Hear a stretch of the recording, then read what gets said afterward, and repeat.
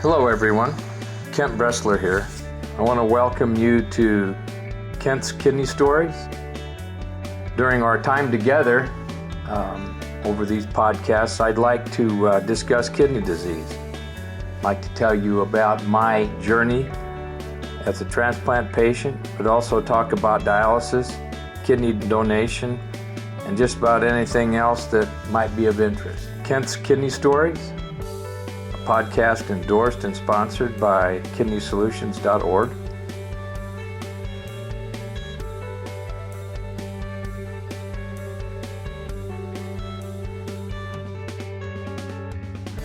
Hello everyone, this is Kent.Bressler, and we've kind of had a little hiatus here. We were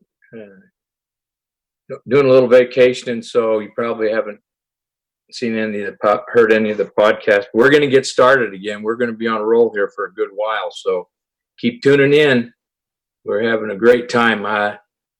Jason and I've decided this is a good thing for both of us, so I guess you're going to be with us. I hope you'll be with us. We're going to stay with it, so come on along.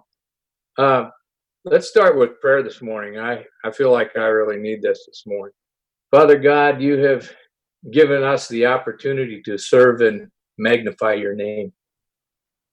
In these times of trials and the many difficulties, we thank you for giving us the peace and understanding we need to maintain health in our Christian lives. Our praises are for you, and we give thanks, true thanks, for all you have done to protect us. Amen. Well, it's kind of nice. I live in Texas, and we got a whole week. The extended forecast is for above 100 degrees for the next 7 days. And I noticed one of the temperatures, I believe it was on what's going to come next Monday, is 105. And it's not a dry heat, so I'm not like these Arizonans who say, "Oh, yeah, it's a dry heat."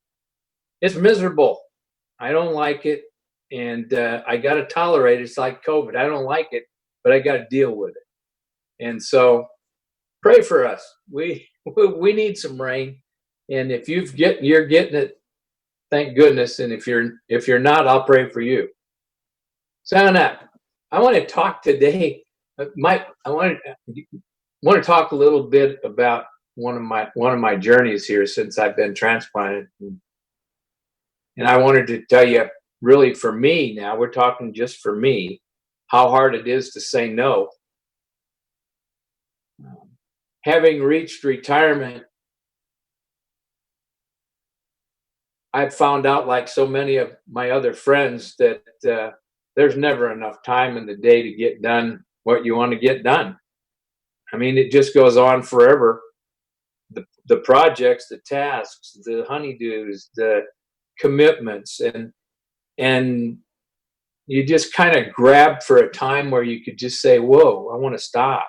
I got to learn to say no." Well, I don't know if I can do that, but I can't say no, so I have to be sure that I schedule my time to get things done. But since my transplant, which was like 33 years ago, I have not found it easy to get things done. I can get them started, but I have always had a hard time getting them to the end. It's better, but gee whiz, my biological clock's ticking. You'd think I'd find a way to make sure I could get things done so I could go on to the next project. I have the energy, but I'm not the best manager of time. I never have been, and truly, I do love to procrastinate. It's probably one of my best qualities. My wife brings it up to me all the time. She said, "If you just go ahead and get it done, you wouldn't have to worry about it." I said, "Well, then what would I worry about? If I was getting everything done, I wouldn't have anything to worry about, because I don't worry about you."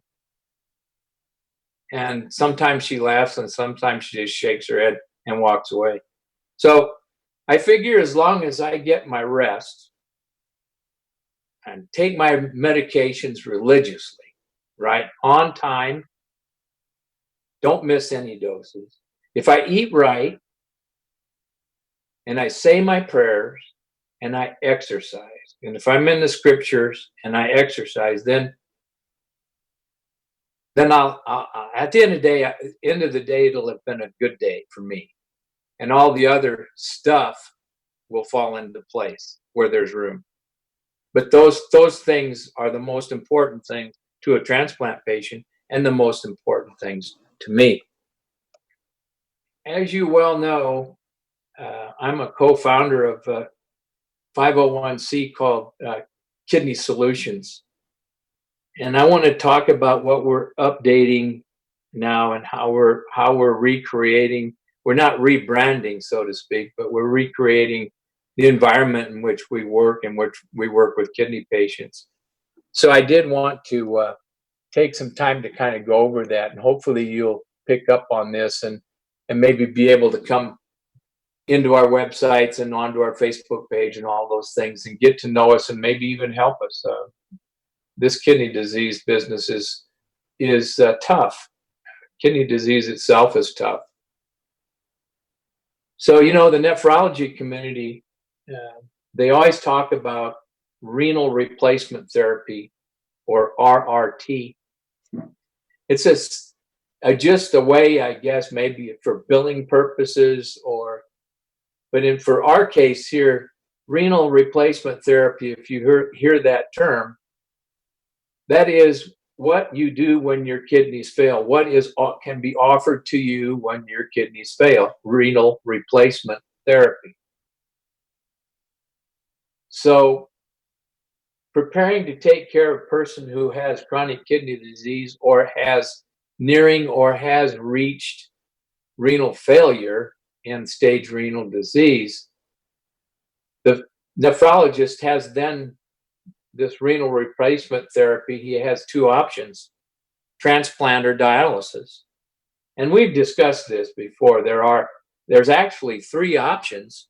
They can choose also after transplant or dialysis, is to opt to let the patient make the determination that they don't want to do anything. And of course, you pretty well know the outcome of that choice. It's death. So at Kidney Solutions, we're changing our focus to identifying and working with CKD patients in any stage to get them transplanted. We're doing this transplantation. We want to do it preemptively, okay, before they have to go on dialysis. This is not always possible. You have to remember that sometimes they present way too far advanced in the disease process, and they're very sick and require dialysis. And some people choose the dialysis route. But whatever it takes to ensure the patient's health, that's our desire. We do not want to negotiate or advise on what a patient is to do. The patient and the physician, his nephrologist, make that decision. We're just here for support. We don't offer medical advice, but we want to comply with the wishes of the nephrologist and the medical team, and then work within that framework to help the patient get the most out of his care. And we think we do a really good job of that at this point, and we just want to improve on that. You know, our mission at Kidney Solutions is actually mentoring people, those with kidney disease, and we shepherd them through the transplant process. You know, we start out by helping them find a donor, and there's an algorithm built right into that search, whereas we talk about, first of all, tapping in on the donor's relatives. And if those relatives don't pan out, so to speak, or unwilling, or don't have a desire, or can't, we move on then to extended family, and then into friends, and then into the general public. So the living donor channel is what we're tuned into. But we do encourage the patient to be on the transplant list at all times, because a kidney is a kidney, and a kidney is life. So I want to make sure that the patients know that the option there, if they're on both our list for help for a living donor and the transplant list, whichever comes first is in their best interest to take the kidney. Of course, it's their choice. They do what they want, but we encourage them to take that kidney, especially if it's a good match. Last, we provide a follow-up, which I think is extremely important in this work, is to be there for a patient during his transplant, but during their transplant, but mostly afterwards too. Being there the day of is kind of like beans, because you cook them up, they taste pretty good, but it's kind of a normal thing. And it's easy to be there, but not nowadays with COVID. So we really have to do FaceTime or Zoom or something like that, and that's acceptable. Listen, any type of exposure you have with the patient and the family helps out on both sides. It helps you help them, and that's most important. Okay. And so the follow-up, I think, is the most important after the surgery for ad infinitum, and until somebody tells you, listen, I'm good on my own, I don't need your help. If I need you, I'll call you. That's the best thing I can hear. I'd love it when I hear that. I'm really happy with the way it's going. If I have questions, I'm sure going to give you a call. We want to keep them healthy. We want them to get the most out of their transplant. And that, believe me, after you've been transplanted, you ask any transplant patient, besides pure joy of not having to do dialysis or not being sick every stinking day, trust me, that transplant needs to be protected. And that's the goal, protection of that kidney. What we do actually is take an intake interview when we get a patient who gets referred to us from the community, or somebody picks up the phone and calls us. We want to know as much as we can about them. And we do get that by doing an intake interview to find out exactly what their lifestyle is, what their home is, where their transplanted hospital is, who their transplant team members are. And there's a lot of information that goes into it. But due to the COVID, now we're limited in the contact we can have with the patient. I always used to like to go to the restaurant, meet them at a restaurant if I could, or to do the interview. But now everything's over like Zoom or Facebook or phone. So the initial contact, although very, very important, has lost some of its luster, but it's very important. We used to do videos and photographs. They were excellent. They were at a professional grade, but because of our situation now, it's no longer feasible to do that. So the next best thing we can get, till we can get a videographer, is to get a nice picture. A lot of people have some great pictures around. We ask that the patient or our friend that's looking for a kidney get us a series of pictures if they have them, and let us make a decision what would look good. And what we do with those pictures, along with a biography, we ask them also to write a biography about themselves and their family, and what they're really expecting and what they need and what that they want to transplant. And if you go on to kidneysolutions.org, you'll see a lot of people on there that have done these bios with their picture, and you can read about them and hopefully stimulate the chance that a donor might come forward. This picture and this bio's on a template also, and we create a flyer out of this. I think a really top grade flyer that we send overnight mail to the patient, or our family friend, to put up around in the community. Again, putting this up in the community, we find this the most beneficial and probably the best and easiest way to get a donor, because most of the time people know you and they think, man, I can help this person out. This would be a good thing. I need to do this. So those flyers go up in the grocery stores, in the post office, next to the wanted posters. Just kidding. And just places where a lot of people will be in and out. Now, trust me, we understand the fact that COVID, this virus that's around, it doesn't make it conducive for the transplant patient to strike out and go out and put these up and be exposed. So usually we encourage them to have a family member or someone else post them, or a friend that does that. I had an example. One of the postmen, I'm not going to mention his name because I'm afraid he'd get fired, but he actually distributed some of them around when he was on his route, like at the mini mart and various places that he frequented. He'd just pop in and say, "Hey, here's my friend. Can you help him?" And they would put it up. Churches, anywhere where people will get back to congregating or at least walking through. And it's very helpful. So we also feature them, all of these things, on Kidney Solutions website, which is kidneysolutions.org. And we also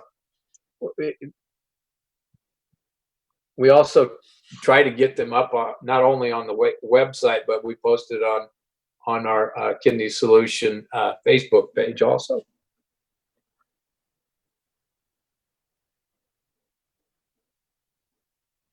Another thing that we do at Kidney Solutions is a podcast. On this podcast, we try to incorporate people who are looking for a transplant or a donor.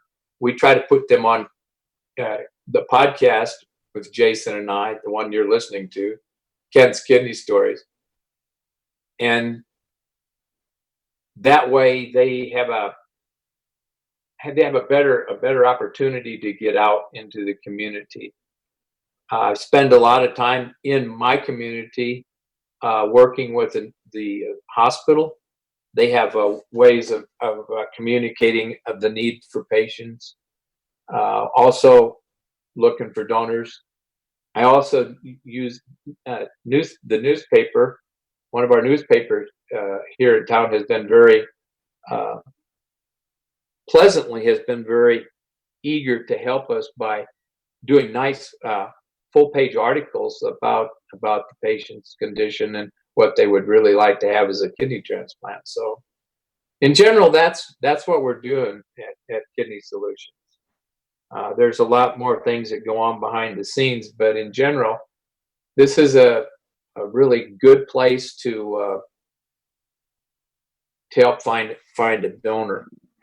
I wanted to take just a little time before we go on here a little bit. I just wanted to thank some people, because all of our services that we provide at Kidney Solutions are free.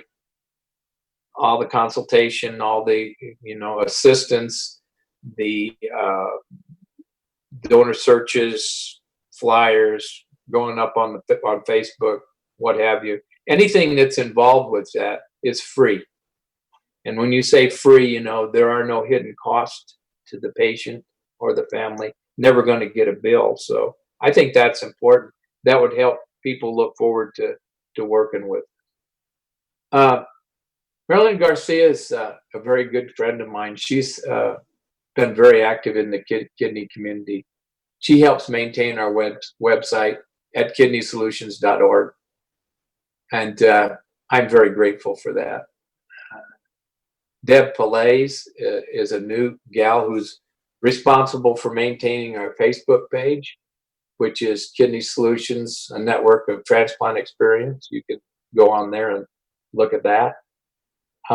Very important person to keep this up, and her volunteer efforts are just really great. She used to work with the American Association of Kidney Patients, and then went on with Florida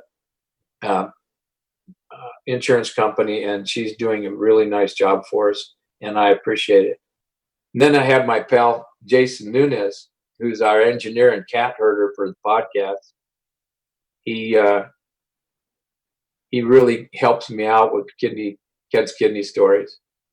I also like to thank my board president, James Kraft, of JC Graphics in Kerrville. He's been invaluable in helping us transition over the last 3 months. And then I have a mentor,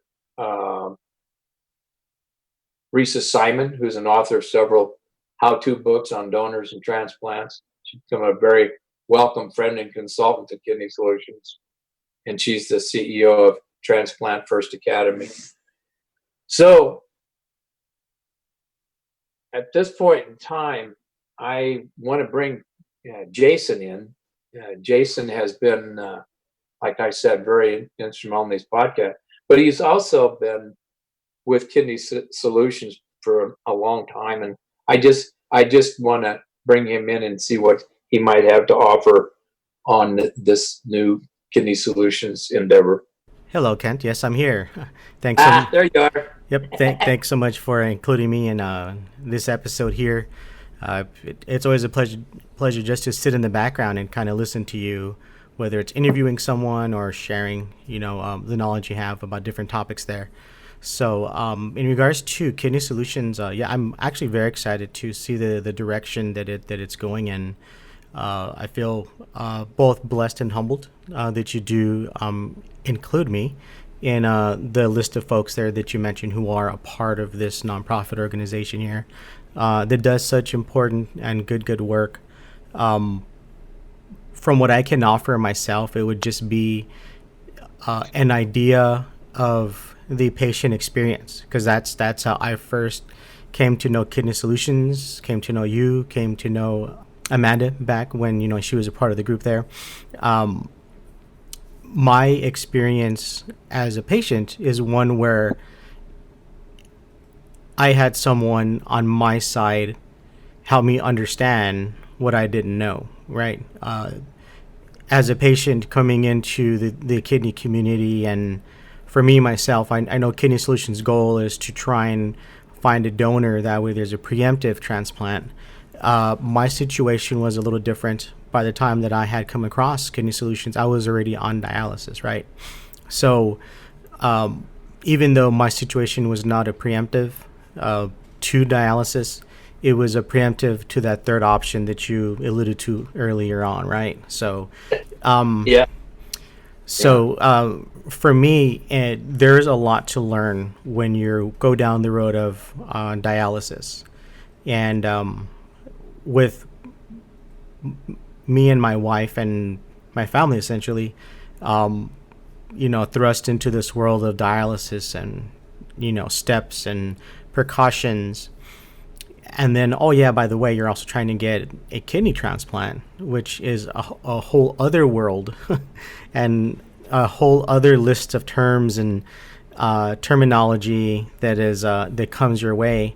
There's a lot to digest. And you want to make sure you understand what's being told to you. And as good as my transplant program is, and as good as the transplant center that helped me with my transplant is at what they do, there's kind of a lost sight of, on the other end of the phone is a person that's in the midst of a storm. They're on dialysis, they're not feeling well, they're in end-stage renal failure, they're trying to get a transplant. And by the way, in my case, I'm also a husband and a father. And there's a lot going on there. So whenever whenever there's communication, it sometimes it may not come through as clear. As someone who has no medical background aside from what I've been exposed to my own health, so to have Kidney Solutions to turn to and say, hey, I just spoke with the transplant center, this is what they're telling me, and then get some guidance that was easy for me to understand and go, now I'm understanding what's going on now. That was a big, tremendous help to my wife, to myself, to my family. The support I received along the way, because honestly now on the other side of the experience, now being nearly 6 months post kidney transplant, it really was a drop in the bucket for me. And I've probably said this before on your podcast, but all in all, about 3 years, diagnosed with chronic kidney disease from stage 3 to end stage renal failure. dialysis, and transplant. 3 years was that time, and that 3 years didn't feel like 3 years. It felt like a whole lot longer. Yeah. When I take a step back and reflect, it's a drop in the bucket compared to a lot of other people's experiences. A lot of other folks, are not blessed to have a preemptive transplant before they go on dialysis. A lot of other folks are on dialysis for 5 years, 10 years, 15 years. They die waiting for a donor, living or deceased. So my experience in 3 years is a drop in the bucket, and I do feel extremely blessed to be on the other side of transplant at this point. And Kidney Solutions really helped during that time, and even still, Kent, you're someone that I can reach out to after transplant. There, in this case with Kidney Solutions, what I'm trying to say, and the main point I want your listeners to understand, is there really is service after the quote unquote sale, right? Not to say you're selling anything, you're providing a service, but Yeah. normally once the service is given, that's kind of where it ends. And with Kidney Solutions, that's definitely not the case. There is a service. In this case, it's a service after the service, if you will, right?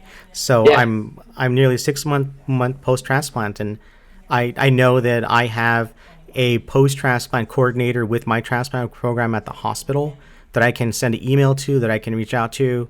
There's a 24-hour on-call nurse line that I can call. Oh, and by the way, for kind of one-off situations that are not medical related to where I need medical advice, I can reach out to Kent, and he's there to, help me with those questions that come up. And believe me, those questions do come up. You can probably attest to that, where I'll reach out to you and say, hey, what do you think about this? And what do you think about that? And what's your experience on these kind of situations? And whenever something does come up medically with my follow-ups with the transplant, center, I can still reach out to you and say, hey, this is what they're telling me. Same kind of scenario. And you're able to provide guidance for me to help me understand and explain it to me in layman's terms, so that way I can connect those dots. So the patient experience from my end that I could personally attest to has been one that's been extremely valuable, and I don't know where I'd be in this process, honestly, without Kidney Solutions. You all were there at that vendor area at that kidney patient symposium when I first met you, and from then to the morning of transplant, and even now, Kidney Solutions is still there for me, and that's an amazing resource to have, and so I definitely appreciate Jason, that. you've been a real blessing to me too. It's almost like having the only son I never had, right? You really have been. But I think in my heart, I hear when you talk about dialysis, we're not going to forget about dialysis patients. There's just so much time in the day, and the focus with so many people on the transplant list, and 13 people, like you said, 13 people a day dying, waiting for a kidney. There's more than I can do. So my focus is going to be, but like I said in the beginning, it's hard for me to say no. The ideal situation would be to have someone else in with me. And if there's anybody out there listening, I will entertain any option to bring someone in who could work exclusively with patients who are on dialysis, no matter whether it's just starting or 10, 11 years. Someone who can come in, speak their language, and help them find a donor. We're not going to forget about them at Kidney Solutions. If I get a call, I won't say no, okay? But I really need to have someone come in with me, step up and help me with this, because I can't do justice to everything. I think we could do a lot better if we had a couple more people interested. And like I said, having you around, it's a joy. All right, because we're getting the word out, and you're going to be a great mentor. That's the most important thing. You already are. So in closing, I just want to tell you, Kidney Solutions is here. KidneySolutions.org. Kidney Solutions, a transplant, a network of transplant experience, is on Facebook, and there are other places, Instagram, and that we're here, we're there, we're everywhere, but we're here by a phone number, 830-285-2140. That number I can be reached at. Call, leave a message.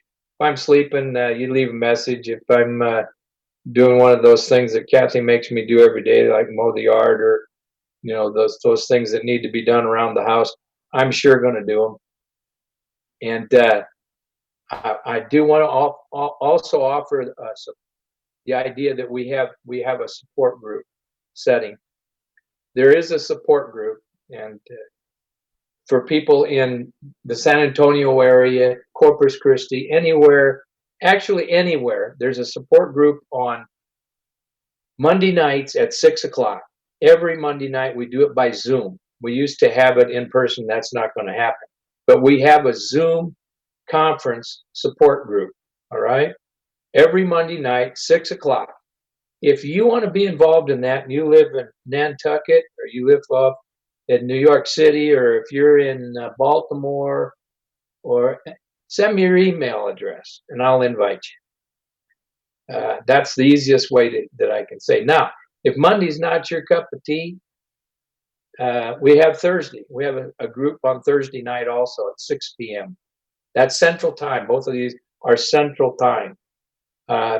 Again, you want to belong to it, that's good. I want to tell you that the one on Thursday night is interesting too, because it's for all transplant patients, just not kidney. We have group members who have had heart transplants, liver transplants, pancreas transplants, pancreas kidney transplants, lung transplants, you name it, and we got them in the group, and we're Zooming with them, and we'll Zoom with you if you just send me your email address. Just can go on kidneysolutions.org. You can find my email address there. Otherwise, it's kent.bressler. That's kent.bressler at kidneysolutions.org. Okay, said enough. Love you, and keep breathing.